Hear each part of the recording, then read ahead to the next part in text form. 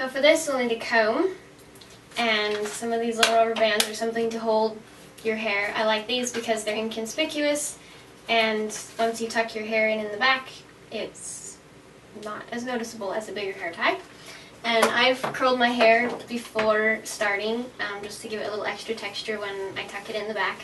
If you already have curly hair, that's an advantage. If you don't have to curl it, but it ends up, I like the look better. It's easier to tuck. Otherwise, I have what I call chicken feathers sticking out of the back. Okay, so I don't part it directly in the center, like from my nose, because I like the little offset look. Whichever way you'd like to do it is fine. So just take a little bit of hair to start with, maybe a little more than that, and I just start a normal braid. And you're only going to take hair in. It's basically like a French braid, but it's only one-sided. It probably has a fancy name, I don't know what it is, so it's a one-sided French braid to me. And I take a little hair from that side, and I don't from the inside, and I take a little more hair from the outside, and I don't from the inside, and keep it taut. You can sort of kind of guide it. I haven't figured out how to guide it real well. It ends up kind of going its own way. If I try to take it down here too much, it ends up flopping open. If I just let it follow along the back of my head, it seems to work better. And just try to keep it tilted more towards your head than out from your head. That's easier on this side if you're right-handed, because you're naturally doing that. When you do it on the other side, it gets harder. And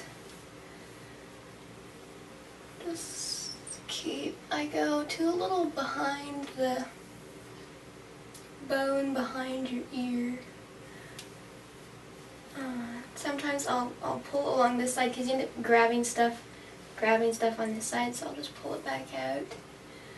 And a little more, because this is kind of gonna, it's when you tuck it in, you kind of want a little bit of this stuff already in your braid, but you don't want to go too far back. Might have to do it more than once to figure out exactly what it looks like on your head, because your head will be shaped different than my head. Maybe we'll stop right about here. Maybe we'll do just a little more. Just a little. There. We'll try that. I don't think it's ever come out the same twice, so I can't feel. I think I'm missing something back there. And then you want to braid it down, and all my little chicken feathers are going to come out because I have layered hair. And you do this just because then your hair tie is tucked in a little further. So it doesn't really have to look super fancy, and the more layers you have, the harder, because there's not as much to hold on to. And you take one of your little ties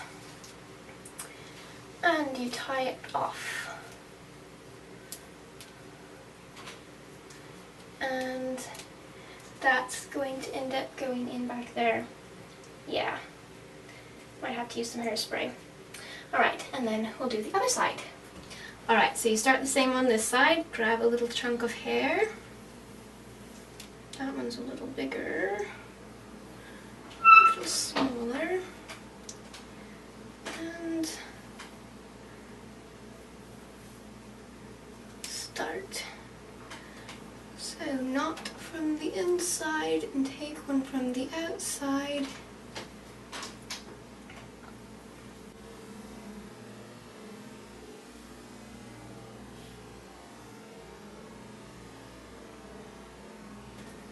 And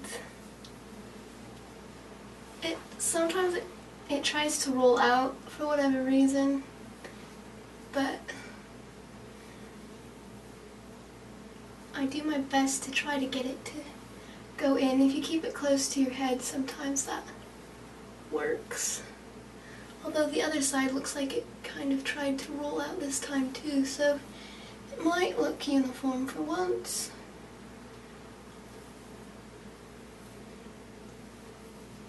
And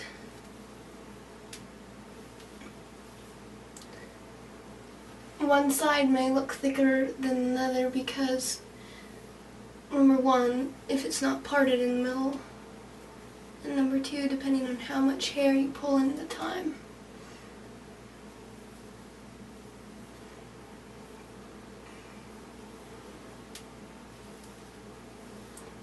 Go back to... man, makes my arm go to sleep. Let's see. This side's feeling a little different than the other side. But we'll just see what happens. It doesn't ever turn out the same twice anyways. And then we braid it down.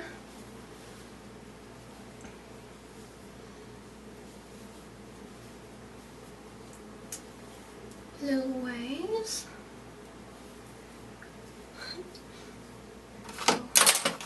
Get another tie.